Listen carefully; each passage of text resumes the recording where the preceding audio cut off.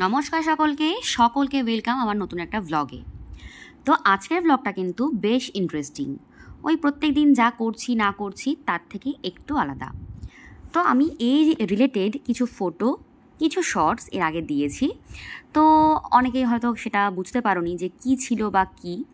তো এবার আমি তোমাদের পুরোটাই রিভিল করতে চলেছি। দেখতেই পাচ্ছ আমি চলে এসেছি স্টেশনে, আর এখান থেকে আমি ট্রেন ধরে এখন যাব চন্দননগর। তো আমার বাড়ি থেকে মোটামুটি আধ ঘন্টা লাগে স্টেশন থেকে, আর কি আমাদের স্টেশন থেকে চন্দননগর স্টেশন। তো চন্দননগর স্টেশন দিকেই যাচ্ছিলাম, আর কোথায় যাচ্ছিলাম সেটা তোমরা আস্তে আস্তে কিন্তু বুঝতে পারবে। তো তার আগে একটা কথা বলে নিই, আমি এরকম ভ্লগ এই প্রথম করছি, মানে মেনলি এটা একটা খাওয়া দাওয়ার উপরে ভ্লগ, ঠিক আছে। আমি এর আগে কখনো এরকম ডিরেক্টলি কোনো জায়গায় ডিরেক্টলি খাবার জন্য কোনো ভ্লগ কিন্তু আপলোড করিনি। সো এই প্রথম, আর এরও একটা কারণ ছিল, তা না হলে হয়তো করতামও না। তো চলো বেশি কথা না বাড়িয়ে বলেই ফেলি। দেখো কথায় কথা চন্দননগর স্টেশনে চলেও এসেছি, এবার বাকি ঘটনাটা তোমাদেরকে পুরোটা শেয়ার করছি। তো তোমরা অনেকেই যারা ফেসবুকে ডেইলি আপডেটসে থাকো বা খাওয়া দাওয়া নিয়ে বেশ একটা খবর রাখো, তারা হয়তো জানো যে ভূতের রাজা দিল বর, এই যে রেস্টুরেন্টটি বা এরা যে ব্র্যান্ড, এরা রিসেন্টলি ওদের 20 বছরের জন্মদিনে একটা স্পেশাল অফার রেখেছিল যে 200 টাকায় 20টা পদ খাওয়াবে, ঠিক আছে। তো ভূতের রাজা দিল বরের অনেকগুলো আউটলেট আছে, আমার জানা মতে কল্যাণীতে আছে, শ্রীরামপুর আছে, চন্দননগরে আছে, আর আরও আছে বেশ কয়েকটা জায়গায় হয়তো। তো সেগুলো আমি বাকিগুলোর নাম বলতে পারবো না, যেগুলো আমি জানি সেগুলো তোমাদেরকে বললাম। আচ্ছা, আগে তোমাদেরকে আউটলেটটা দেখিয়ে দিই। এই হচ্ছে আউটলেটটা চন্দননগরের। তো এখানে আমি এই দিয়ে সেকেন্ড টাইম আসছি। আমি কিন্তু চন্দননগর বাদে আর অন্য কোনো আউটলেটে যাইনি, ঠিক আছে। আর আমি কিন্তু ভোর 5টা থেকেও লাইন দিইনি, ইভেন আমি লাইনই দিইনি, ওকে। ওই যে দুটো দাদা দেখছো যাচ্ছে রেড শার্ট পরা, তো ওই দুই দাদার জন্যই কিন্তু আজকের আমার এই ব্লগটা সম্পূর্ণ হচ্ছে। কজ আমি যেটা আমি পৌঁছেছিলাম সেই সময়ে গেলে মানে গিয়ে আর কি আমার আমার মানে কপালে হতো না যে আমি আজকের দিনের ভিডিওটা করতাম। সেটা আমার জন্য মানে ভীষণ কিছু বড় বিগ ডিল বা আনলাকি ব্যাপারও হতো না, বিকজ আমি লাইফে সব সময় সব কিছু নিয়ে কিন্তু পজিটিভ দিক নিয়ে এগোতে ভালোবাসি। তো আমি গেছিলাম 30শে এপ্রিল, 29শে এপ্রিল এবং 30শে এপ্রিল, এই দুদিন ওরা অফার রেখেছিল ওদের জন্মদিন হিসেবে, ওকে। তো এই যে দেখছো আমার পিছনে কাকিমারা, এনারা কিন্তু সেই ভোর 5টায় লাইন দিয়েছে, তবে গিয়ে কিন্তু এই ফার্স্ট বৈঠকে বসে খাবার যে টিকিট সেটা পেয়েছে। আর আমিও কিন্তু ফার্স্ট ব্যাচে বসে খাবার টিকিটটাই পেয়েছিলাম, ঠিক আছে। আর ভীষণ লাকিলি পেয়েছিলাম। এই দেখো মোটামুটি 12টা থেকে ছিল প্রথম যে ব্যাচ, সেই ব্যাচের আর কি খাওয়া দাওয়ার টাইম। তো 12:15 থেকেই সবাই লাইন দিয়ে রেখেছিল। আমার কুপন কোড ছিল 709, আর এই কুপন কোডটা কিন্তু আমাকে মানে পেতে কোনো রকম খাটনিই করতে হয়নি, ঠিক আছে। তো তোমাদেরকে আমি এই পুরো ভূতের রাজা দিল বর যে আউটলেটটা চন্দননগরে রয়েছে এটা দেখাতে দেখাতে গল্পটা শেয়ার করছি। তোমরা প্লিজ ভালো করে শোনো আর মানে এই জায়গাটাও দেখে নাও, ওকে। তো আমি যখন পৌঁছই তখন প্রায় 11টা। আমি ভেবেছিলাম হয়তো লাইনে গিয়ে লাস্ট লাইনে দাঁড়াবো, পেলে পাবো, না পেলে না পাবো, বাট গিয়ে দেখলাম লাইন অলরেডি শেষ। তো ওদের যে মানে ডিটেলস ছিল সেখানে লেখাই ছিল 10টায় লাইন থাকতে হবে, লাইনে দাঁড়িয়ে থাকতে হবে। এবার আমি খুব বেশি যে মানে মাথায় ব্যাপারটা নিয়েছিলাম তা নয়, আমার মনের মধ্যে ছিল যা হলে হবে, না হলে না হবে, বেশি রকম চাপ নিয়ে লাভ নেই, কারণ আমার পক্ষে 10টায় গিয়ে লাইন দেওয়াটা হয়নি। তো গিয়ে দেখছি অন্যই কেস, মানে উল্টে ভোর 5টা থেকে সবাই লাইন দিচ্ছে, আর এদিকে 10টা যারা লাইন দিচ্ছে তারাও প্রত্যেকে টিকিট পায়নি, কারণ তার আগেই টিকিট ম্যাক্সিমামটা স্টক আউট হয়ে গেছে। ইভেন আমি যখন যাচ্ছিলাম মানে পৌঁছেছিলাম তখনও কিন্তু অনেকেই এসে লাইন দিচ্ছিল, বাট তাদেরকে আর টিকিট দেওয়া হয়নি। এবার প্রশ্নটা হচ্ছে আমি কিভাবে টিকিটটা পেলাম। তো আমি যখন পৌঁছাই ওই দুই দাদা আমাকে একটু আলাদা করে ডেকে আমায় বলে যে আমি কজনের সাথে এসেছি বা আমি খেতে এসেছি কিনা ইত্যাদি ইত্যাদি। তো আমি বললাম যে আমি একাই এসেছি, মেনলি একটু ভিডিও করার জন্য এসেছি। তো ওনারা জানান যে ওনাদের কাছে একটা টিকিট এক্সট্রা আছে, তার মধ্যেও গল্প আছে। ওনারা 4 জনের টিম ছিল, তো ভোর 5টায় একজন এসে আগে লাইন দিয়ে একটা টিকিট কালেক্ট করেছিল, যেটার খাবার টাইম ছিল এই প্রথম ব্যাচটাতে। তারপরে ওনারা 4 জন মিলে দাঁড়িয়েছিল নেক্সট আবার 10টার লাইনে, সেই সময়ে দাঁড়িয়ে ওনারা 4টে টিকিটই পান, আর সেই 4টে টিকিটে ওনাদের খাবার টাইম দেওয়া হয়েছিল সেই বিকেল 5টায়। তাহলে বুঝতে পারছো তো মানে টিকিটের কালেকশানের সময়ের সাথে সাথে খাবারে বসার সময়টাও কিন্তু ডিপেন্ড করছে। এবার আমি জানি না এই দিনকে কী হয়েছিল আমার সাথে, ভীষণ লাকিলি আমি এই টিকিটটা ওনাদের কাছ থেকে পেয়ে গিয়েছিলাম। তো আমি ওনাদেরকে অফার করেছিলাম যে ওনারা আমার থেকে যদি একটু টাকা পয়সা কিছু নিতে চান তো নিতে পারেন, বা যদি কিছু খেতে চান। তো ওনারা প্রথমটা তো মানা করে দেন যে না, ওনারা কিছুই খাবেন না বা কিছুই ওনারা নেবেনও না। তো ওনাদেরকে যদিও টাকা দিয়ে টিকিটটা কাটতে হয়নি, কারণ টিকিটের যে বিলটা সেটা আমাদের খাওয়া দাওয়ার পরেই পে করতে হতো। তো ঠিক আছে, এরকম ব্যাপারটাই হচ্ছিলো। তো আমি বাইরে বেশ খানিকক্ষণ সময় ধরে দাঁড়িয়েছিলাম। তার মধ্যেই একজন দাদা এসে বললো যে তুমি যখন কিছু খাওয়াতেই চাও তাহলে আমাদেরকে একটা কোল্ড ড্রিঙ্কস খাওয়াও, সকাল থেকে দাঁড়িয়ে আছি তো আর ভালো লাগছে না। আমি বললাম ডেফিনেটলি, অবশ্যই, এটা তোমাদের আগেই বলতে হতো। ওকে, তোমাদেরকে আমি এখানে একটুখানি বিরতি দিয়ে বলে দিই, এই যে খাবার পাতে দেখছো এতগুলো ভাজা, পাঁপড়, ডালের একটু ডাল শুকনো মাখা, শাক, এরা প্রত্যেকে কিন্তু ইন্ডিভিজুয়ালি একটা একটা করে পদ। তো তোমরা গুনতে থাকো টোটাল 20টা পদ আছে কিনা, আর আমি গল্পটা বলতে থাকি।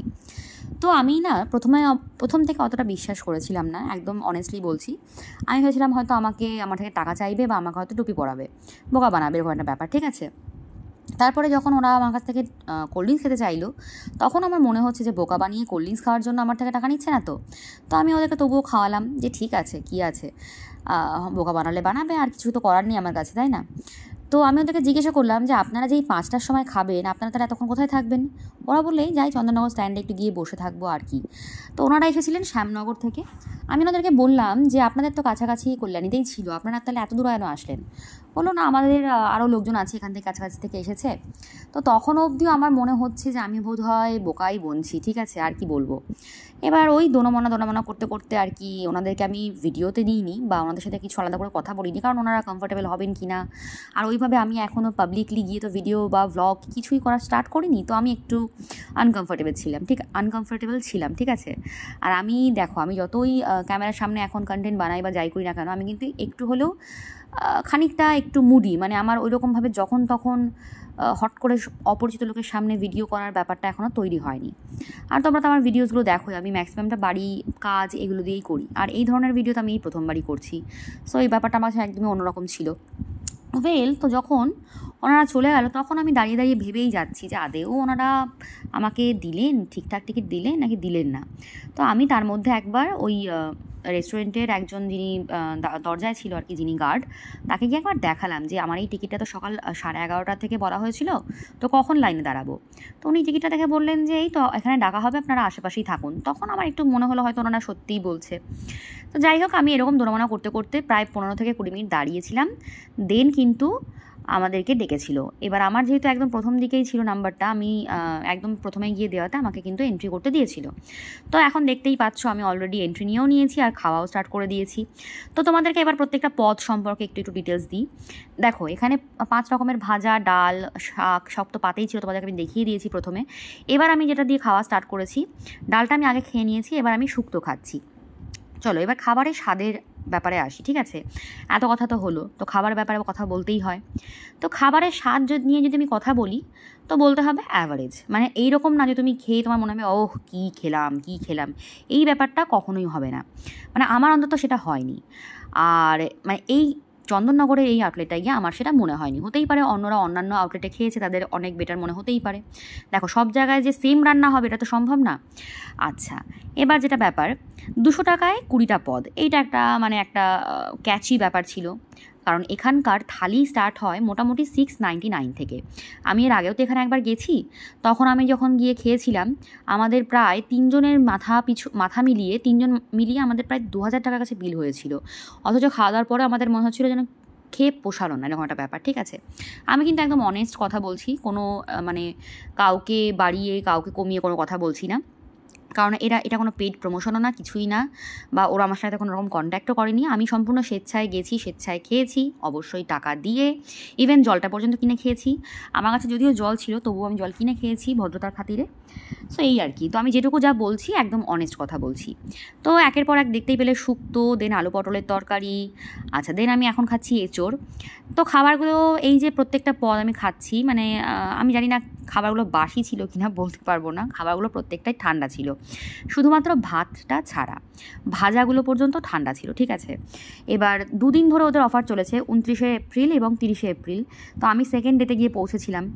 হ্যাঁ, এটাও হতে পারে ওরা হয়তো অনেক সকাল সকাল রান্নাবান্না করে রেখেছে, সেটাও হতে পারে, বলতে পারবো না। এই জিনিসটা আমি যেহেতু জানি না, সো না জেনে না বলাটাই বেটার। তবে খাবারের স্বাদ নিয়ে আমি আবারও বলছি অ্যাভারেজ, মানে আমি 10-এ ওদেরকে যদি মার্কস দিতে হয় তো 6 দেবো। আর হ্যাঁ, ভাতের পরিমাণ যা ছিল আমার একার জন্য, আমার মতো মানুষের একার জন্য একদম সাফিসিয়েন্ট ছিল। কিন্তু এটাই যদি হয়তো একটা ছেলে বা একটা মানে আমার ভাইয়ের মতো বা একটু পরিণত বয়সের ছেলে যারা একটু খেতে ভালোবাসে বা খেতে পারে তারা যদি খায় তাহলে কিন্তু হবে না। আচ্ছা, এবার তোমাদেরকে বলে রাখি, তাহলে যারা যারা গেছে সবার তো সব রকম আইটেমে নাও পোষাতে পারে। যদি কেউ এক্সট্রা ভাত নেয় তাহলে তাহলে তাদেরকে পে করতে হয়েছে। মানে তুমি যদি একটা ভাজাটাও এখান থেকে এক্সট্রা খাও, মানে ওদের এই প্যাকেজের বাইরে, সেটাও তোমাকে পে করে তবে খেতে হবে, ঠিক আছে? এটাই ছিল ওদের সিস্টেম।